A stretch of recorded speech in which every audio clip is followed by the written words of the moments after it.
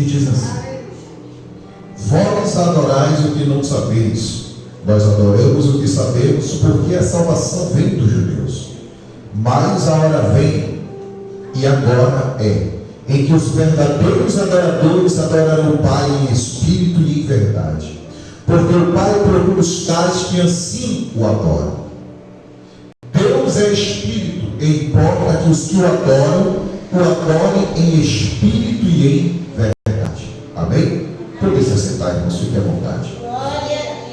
Meus irmãos em Cristo, quem nós somos? Nós somos adoradores ou frequentadores? Muitas das vezes a gente fala: eu sou um adorador, eu adoro a Deus. Mas o que é adorar a Deus? Adoração a Deus, irmãos, está além das quatro paredes que muitas das vezes nós nos limitamos. A gente acha que servir a Deus é só estar entre quatro paredes. Servir a Deus aqui dentro, irmão, eu nem digo que aqui dentro é servir a Deus. Aqui dentro é apenas um local que nós nos reunimos para adorar, para cultuar, para prestar culto a Deus. Servir a Deus é quando você vai lá fora, prega a palavra, quando você evangeliza, quando você visita, quando você assiste órfãos, viúvas, idosos, crianças, pessoas que têm necessidade. Porque se a gente for ver a luz da Bíblia, era isso que Jesus fazia.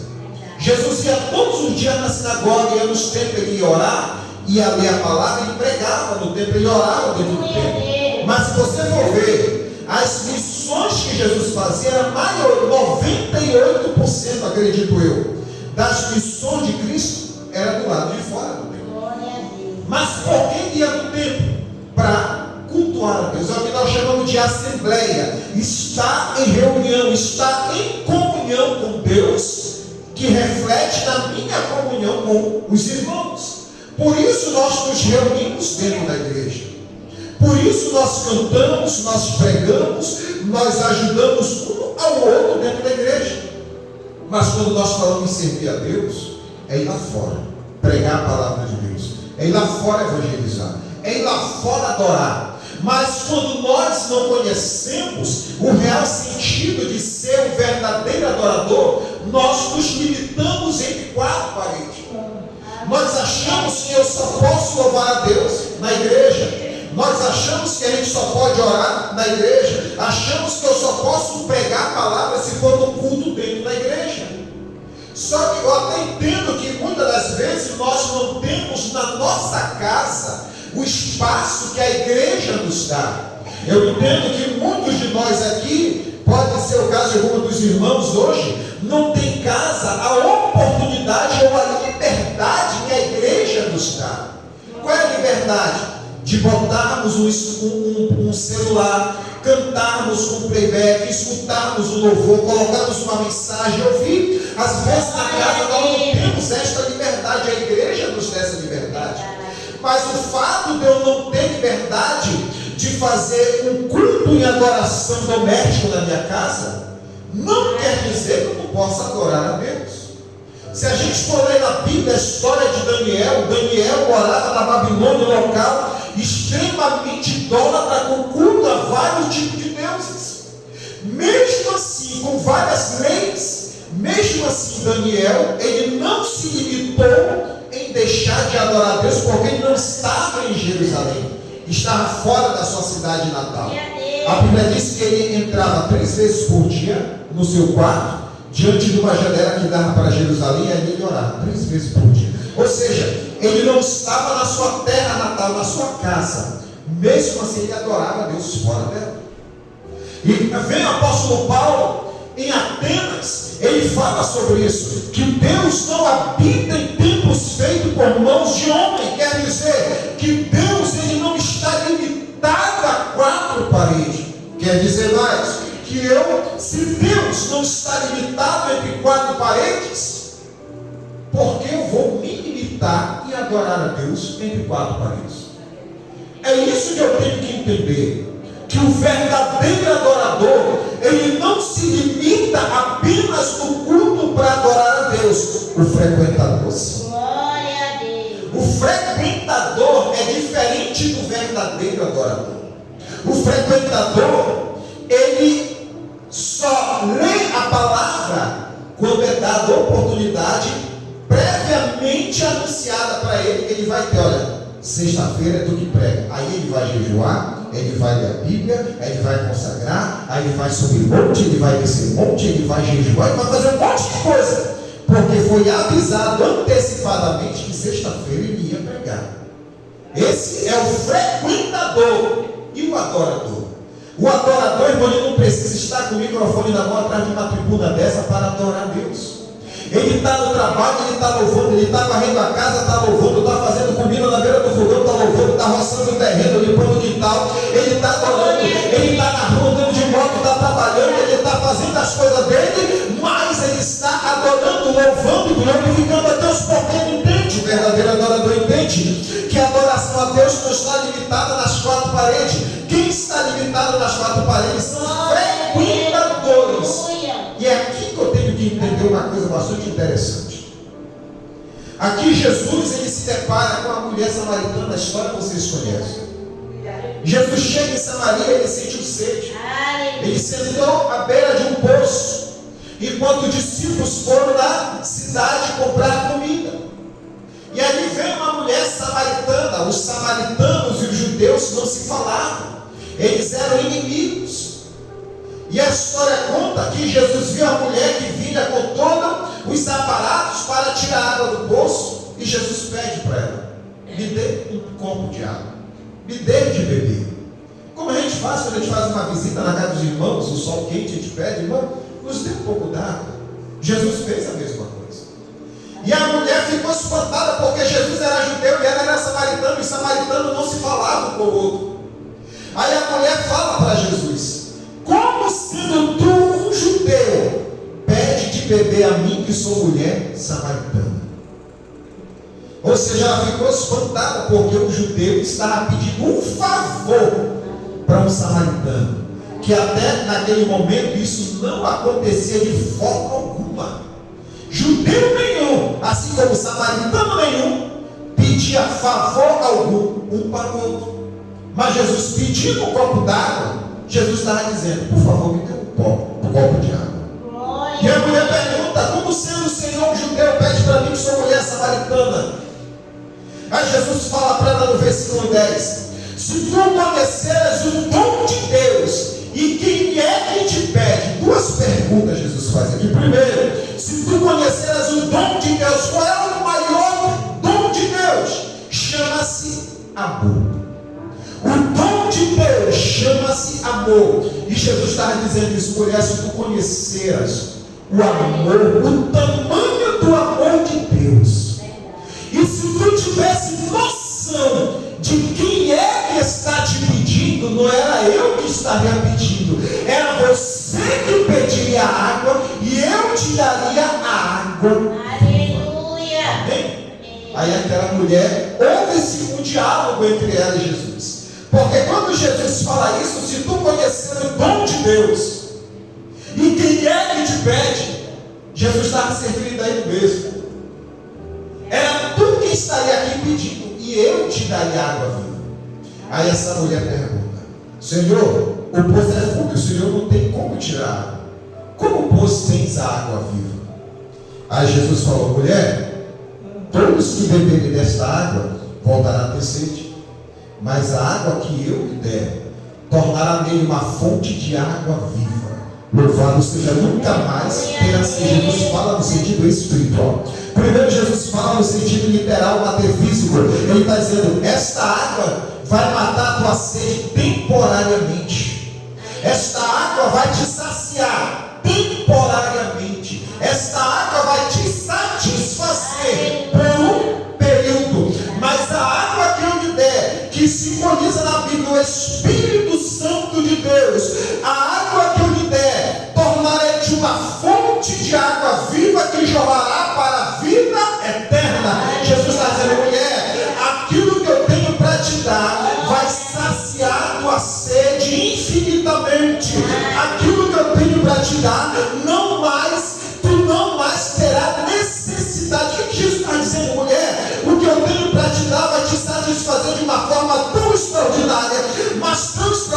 que tu não vai sentir necessidade de te saciar em outros lugares. O que é que acontece quando a pessoa é apenas um frequentador da igreja? Ele vem para a igreja, vem para um culto como esse. Hoje ele está aqui, amanhã ele está lá, depois ele está para outra, depois ele está para outra. Não tem raiz. Ele vem hoje aqui, o culto é uma bênção, amanhã ele vai lá. E quando ele chega lá, ele vai falar mal do culto aqui. Aí ele sai de lá, no outro dia ele vai para a igreja do lá. Ele vai falar do culto que ele foi anteriormente. Ele vai falar mal. Sabe por quê? Porque ele não está saciado. Ele não consegue se saciar, porque o frequentador precisa de aplauso, o frequentador precisa de mídia, o frequentador precisa estar em evidência, o frequentador precisa de aperto de mão para ficar feliz, o frequentador precisa que o nome dele apareça no cartaz para ele ser notado. O frequentador precisa ser elogiado pelo hino que ele canta, pela mensagem que ele prega, pelo trabalho que ele faz, pelo arranjo que ele faz na igreja, porque ele é apenas um frequentador. Mas o verdadeiro adorador, irmãos, ele pode estar na igreja, ele pode estar em casa, ele pode estar em outra igreja visitando. O que interessa para ele é adorar a Deus, porque ele já está saciado com aquilo que Deus deu para ele. E Jesus ainda fala mais: a água que eu lhe der tornará em ti uma fonte que jorrará para a vida eterna. Sabe o que Jesus está dizendo aqui? Mulher, a água que eu tenho para te dar vai te satisfazer, nunca mais tu terá necessidade, espiritualmente falando, de mais nada. E ainda tem mais: esta água jorrará uma fonte, ou seja, o testemunho dado pelo que Jesus faria na vida daquela mulher traria outras pessoas sedentas até a sua presença. Glória a Deus. Aí fica aquela questão, uma pergunta que eu tenho que fazer para mim: eu sou um adorador ou sou um frequentador? O meu testemunho tem trazido pessoas para perto de mim da igreja ou tem afastado pessoas de pé de mim e da igreja?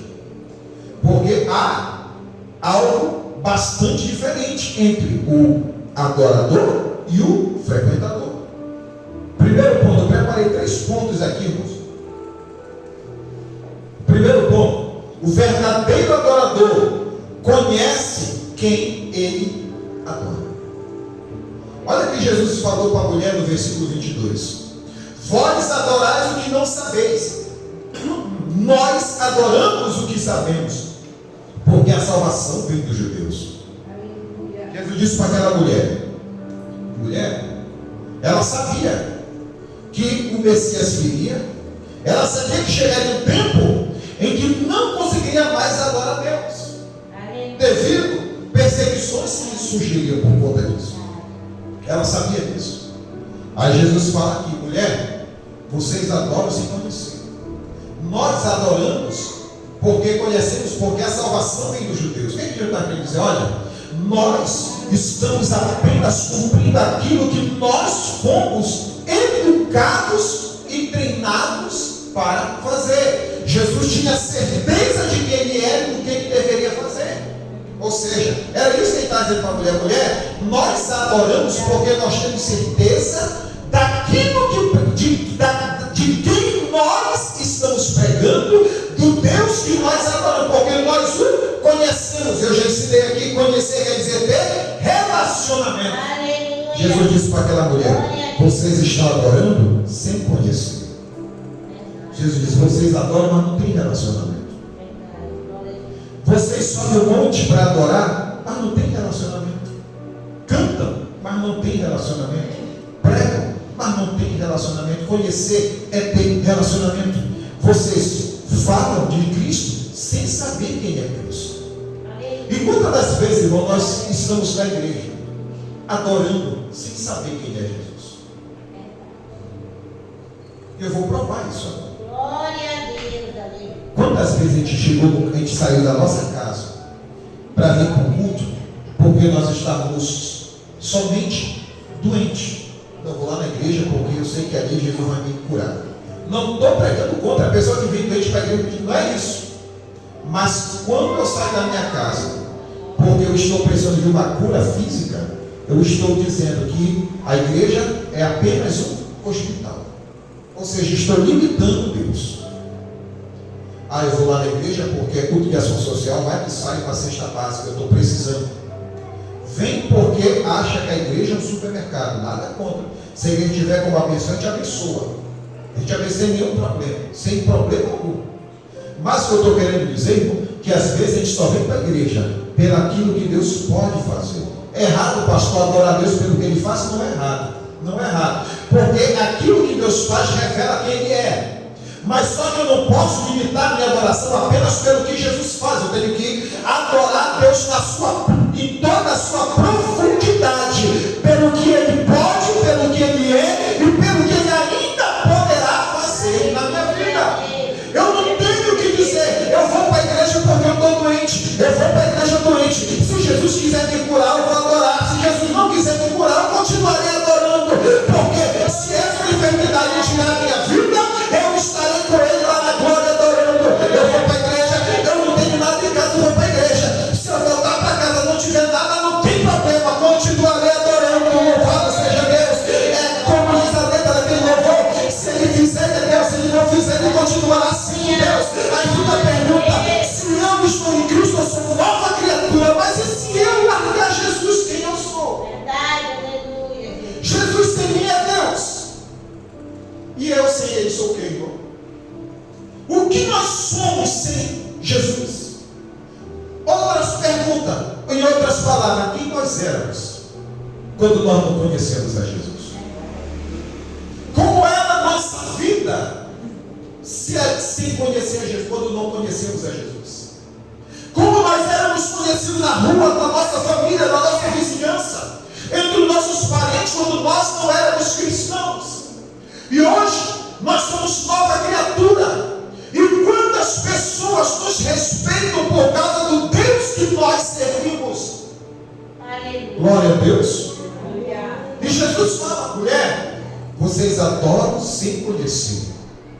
Vocês estão louvando um Deus que pode fazer muito mais, mas vocês estão limitados apenas àquilo que vocês querem.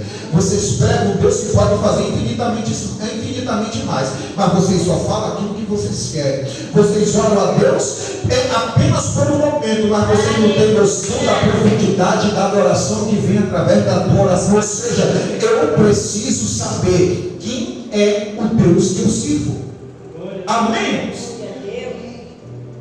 Segundo ponto: o verdadeiro adorador vive em santidade. Livro dos Salmos, capítulo 24. Livro dos Salmos, de número 24, versículo 34.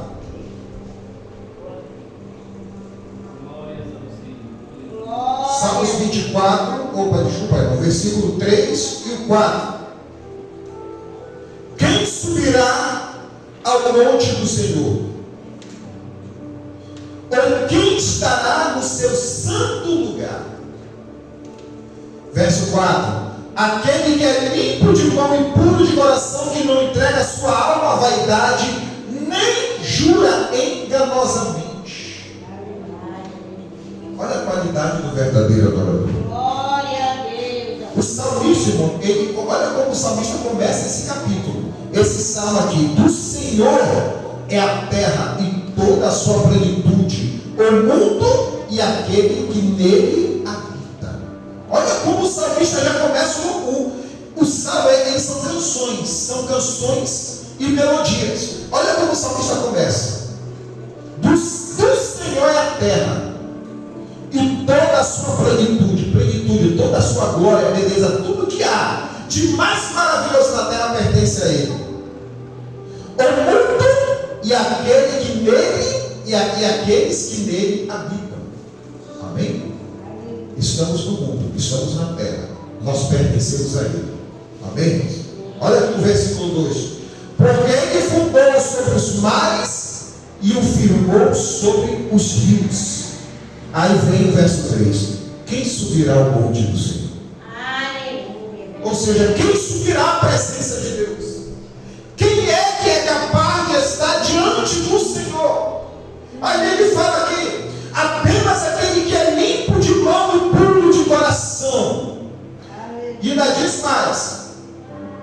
que não entrega sua alma à vaidade, nem jura enganosamente. Olha o verso 5. Este receberá a bênção do Senhor e a justiça de Deus, do Deus da sua salvação. Primeiro, antes de adorar a Deus, eu tenho que estar em santificação. As minhas mãos têm que estar limpas. Aleluia. E o meu coração tem que estar puro. Amém, irmãos? As minhas mãos têm que estar limpas. Eu não posso ter usado minhas mãos para apontar erro, para fazer mal para ninguém. E o meu coração tem que estar puro. Eu não posso ter maldade no meu coração. Aquela irmã não suporta aquela voz daquela irmã. Eu não suporto aquele varão. Meu Deus do céu, eu só vou para ali porque eu tenho que mesmo, senão do irmão. Isso é maldade no coração. Para Deus receber a minha adoração, o meu coração primeiro tem que estar puro.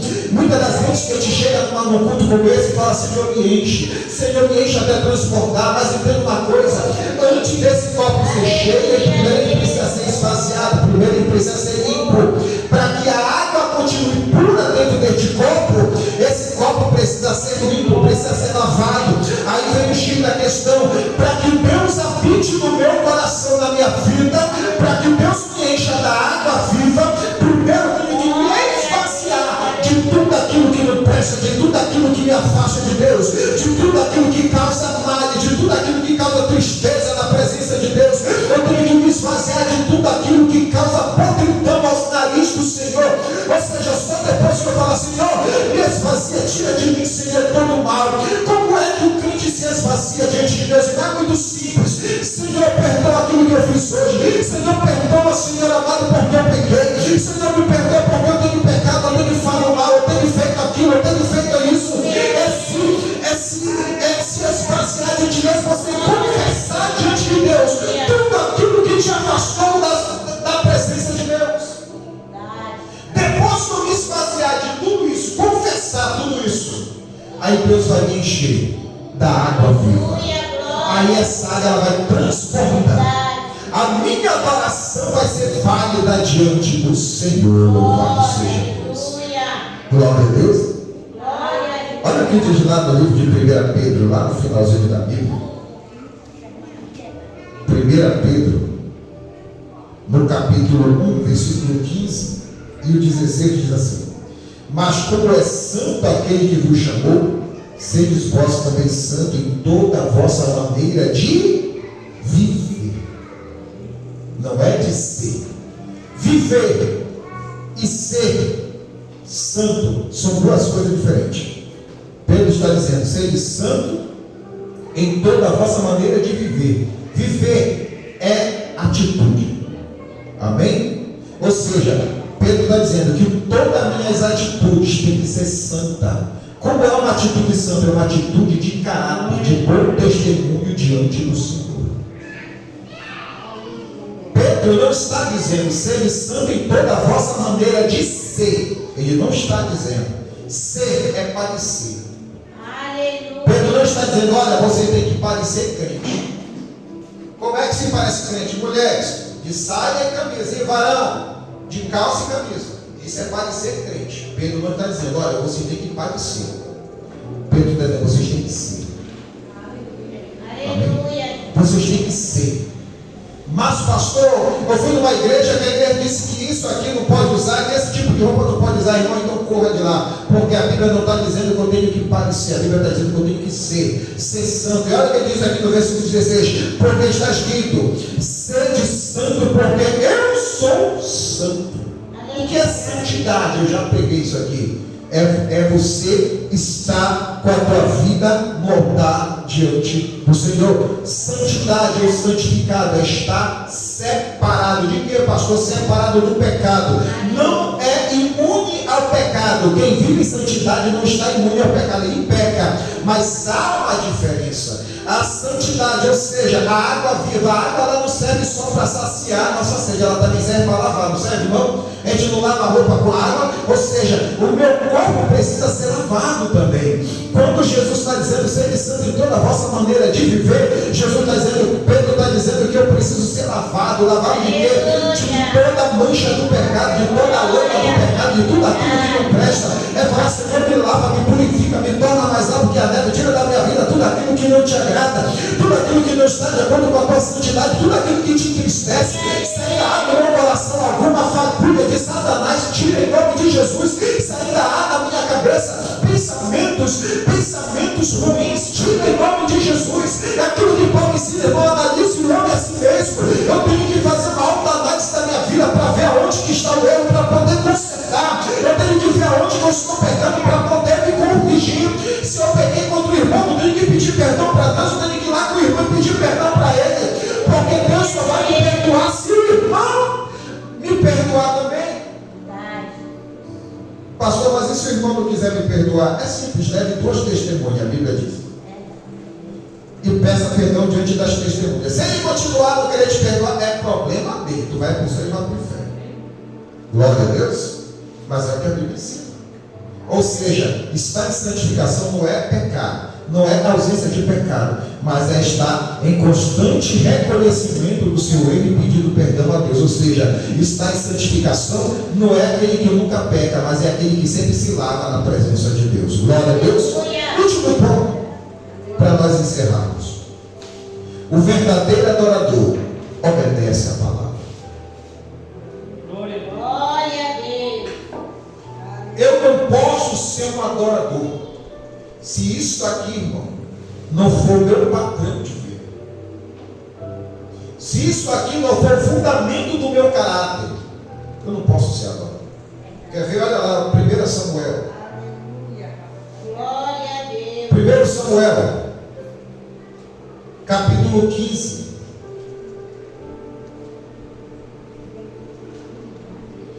Samuel, capítulo 15, versículo 22, que diz assim: porém Samuel disse: tem porventura, ó Senhor, tanto prazer em holocausto e sacrifício, como em que obedeça a palavra do Senhor? Eis que o obedecer é melhor do que o sacrificar, e o entender melhor do que a gordura do carneiro. Pastor, não entendi. Você vai entender agora. Isso aqui é muito simples de entender. Olha o que Samuel está dizendo. Deus tem mais prazer em quê? No teu sacrifício ou na tua obediência? É simples. Eu vou louvar a Deus. Por que tu vai louvar a Deus? Porque eu gosto de cantar. Então cante. Aleluia. Então cante. É só isso? Amém. Eu lhe dou vontade de cantar. E o adorador? Ele pode não ter oportunidade aqui, atrás desse púlpito, irmã Maria, mas ele está no banco, está adorando. Ele pode não ter tido uma oportunidade hoje no culto, mas ele está adorando no culto. Ele vai sair da rua adorando, para chegar na casa dele, ainda vai dizer: Senhor, obrigado por aquele culto maravilhoso pelo Senhor ter falado comigo. Olha o que Samuel está dizendo: que Deus tem mais prazer na obediência do que no sacrifício. Às vezes nós jejuamos, consagramos, fazemos um monte de coisa, mas não obedecemos a palavra de Deus. Não obedecemos, e Deus não recebe o nosso sacrifício. E Samuel está dizendo aqui que é melhor obedecer do que, irmão? Ou seja, a obediência sempre será superior ao sacrifício. Às vezes nós sacrificamos tanto, irmão, mas tanto para Deus. Sacrificamos família, deixamos família em casa, às vezes o filho fica em casa com fome enquanto a gente está na rua evangelizando, enquanto a gente está na igreja, fazendo a sua igreja, a família com fome. Estamos sacrificando, achando que esse sacrifício vai gerar glória para Deus. Não vai. Quer ver Deus te abençoar? Cuide primeiro da tua casa. Aleluia. Cuida primeiro do teu esposo, dos teus filhos, do lar que Deus te deu. Aleluia a Deus. Quantas vezes nós oramos para Deus nos dar a casa que nós temos hoje? Quantas vezes no culto como esse nós choramos: Senhor, eu quero sair do aluguel. Senhor, eu quero ir para uma casa para bater na parede e dizer: isso aqui é meu. Quantas vezes nós oramos, irmã Maria, pedindo isso para Deus? Aí Deus abre as portas, nos dá a chave da casa, nós compramos a casa e deixamos ela por cada igreja. que isso está sendo louvado a Deus? Orando, Senhor, eu quero ter um casamento abençoado, eu quero ter um esposo, eu quero ter uma esposa, eu quero ter filhos, eu quero ter família. Deus vai e nos abençoa com uma família, e a gente larga a família para passar o dia inteiro na igreja achando que esse sacrifício é fazer a obra de Deus. Paulo diz: se eu não souber cuidar da minha família, eu nunca vou saber cuidar da casa do Senhor, porque a minha vida na igreja tem que ser um reflexo daquilo que é na minha casa. E Samuel está dizendo: não adianta eu sacrificar se eu não obedeço, não adianta eu pregar se eu não obedeço, não adianta eu louvar se eu não obedeço. Ele fala aqui sobre sacrifício de animais. Ele está dizendo: não adianta tu sacrificar animais, não adianta tu dar tua oferta, dar teu dízimo, tu passar o dia orando, o dia jejuando, se tu não obedece a palavra. Tu não obedece a palavra, é aquilo que Jesus falou para a mulher samaritana: olha, se tu conhecer o dom de Deus, o amor, e se tu soubesse quem é que está te pedindo, era tu que estava lhe pedindo, e eu daria para ti a água viva. Jesus está dizendo: olha, Deus é amor, importa que nós também venhamos a amar o nosso próximo como a nós mesmos. Ou seja, pastor, mas o irmão faz mal para mim. Não tem problema, amar o irmão, perdoar o irmão, não é? Escute também, isso aqui é muito sério, é muito sério. Eu errei muito na minha vida ministerial por conta disso. Se alguém fez mal para você, Aleluia, Deus. fez você chorar, você pode perdoar. Pode perdoar, sem problema nenhum. Mas a intimidade que você tinha com ele, eu lhe aconselho a cortar. Porque se aconteceu uma vez, que garante que não aconteça duas, irmãos? Perdoar é uma coisa, trazer para perto é outra. O que foi que Jesus falou para a mulher adúltera? Vai e não peques mais. Jesus não disse: fica comigo, bora evangelizar, bora fazer a obra, bora viajar, o povo ajuda a gente vai fazer a obra e depois a gente vai para o céu. Jesus poderia ter dito isso? Claro que poderia. Mas foi que ele falou: mulher, vai, mas não pegue mais. Jesus dispensou ela. Foi que Jesus falou para o paralítico: levanta, pega a tua cama e vai-te embora. Que foi que Jesus falou para o gadareno depois que ele foi liberto? O gadareno vira para ele e diz: Senhor, eu quero ir contigo para onde tu for. Jesus: negativo. Volta para a tua casa, te apresenta para os anciões da cidade e fala as maravilhas que Deus operou na tua vida. Glória a Deus. Jesus perdoou e libertou, mas Jesus não deixou certas pessoas perderem. Perdoar é uma coisa, trazer para perto é outra. Eu não sou obrigado a ter novamente aquele relacionamento, aquela comunhão interpessoal. Não é comunhão do partido com as opções, não é isso, é comunhão interpessoal. Amizade, para você entender melhor. Amizade. Eu posso perdoar um amigo que me feriu? Posso. Agora eu não posso mais. A decisão de voltar dentro da minha casa é minha, não é de Deus. Amém? E Samuel está dizendo que é melhor obedecer do que sacrificar. Aleluia. Glória a Deus. Glória a Deus. Livro de João, para nós encerrarmos. Evangelho de João, capítulo 15. Versículo 15. Olha o que o Senhor Jesus diz aí. 15. Já vos não chamareis servos, porque o servo não sabe o que faz o seu Senhor, mas tenho-vos chamado de amigos, porque tudo quanto ouvi do meu Pai vos tenho feito a conhecer. Olha como que Jesus nos chama. Nós até oramos: Senhor, estou aqui como teu servo. A gente até fala, eu falo direto, irmão. Errado não é, irmãos. É um ato de reconhecimento. Mesmo que eu diga: Senhor, eu sou teu servo. Mesmo que você olhe: Senhor, eu sou só uma serva sua. Jesus está dizendo: se tu me obedece e guarda as minhas palavras, tu não é mais meu servo, não. Tu és meu amigo. Glória a Deus. Olha como é bom ser verdadeiro agora. Então façamos hoje, irmãos, uma reflexão. Que tipo de crente nós estamos sendo? Estamos sendo frequentadores de cultos ou adoradores? Que tipo de crente Jesus quer que eu seja? Apenas um adorador? que adora a Deus quando é dada oportunidade, ou aquele adorador que adora independente que esteja na igreja ou não? Aleluia.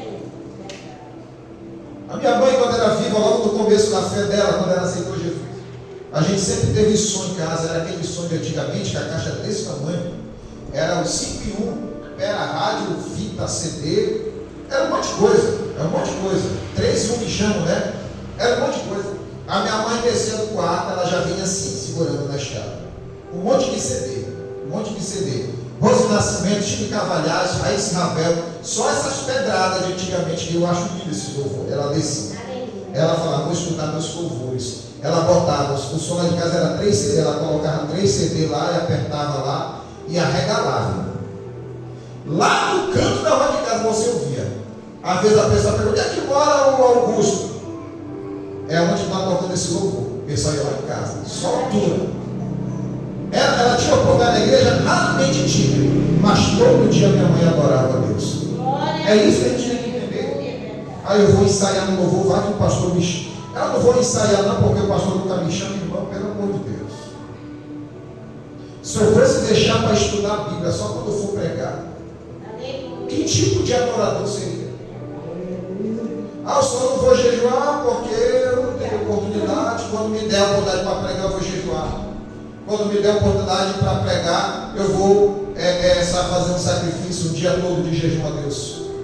Nós somos frequentadores. Quem pensa assim é só um frequentador. É só um frequentador. O adorador de verdade, irmão, ele já amanhece o dia. Glória a Deus. Hoje é quarta-feira, é culto de adoração.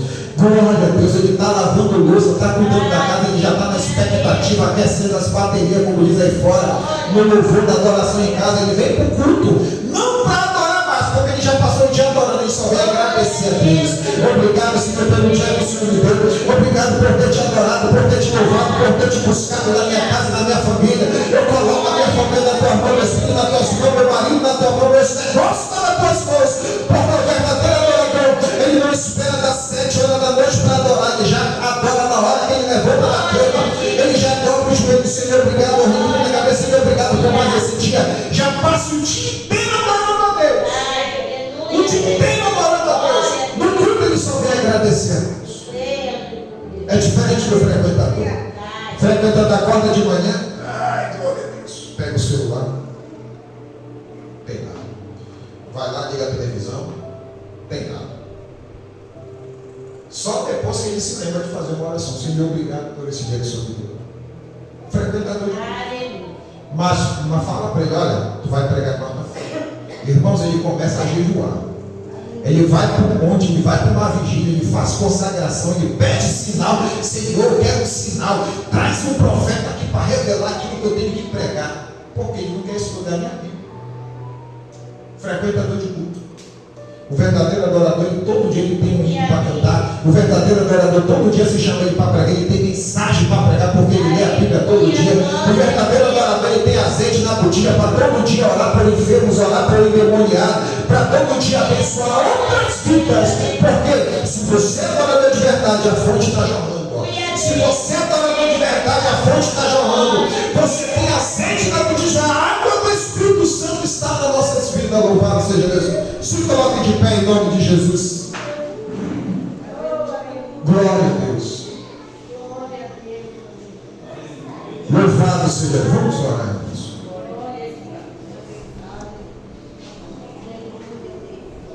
Louvado seja o nome do Senhor. Irmãos,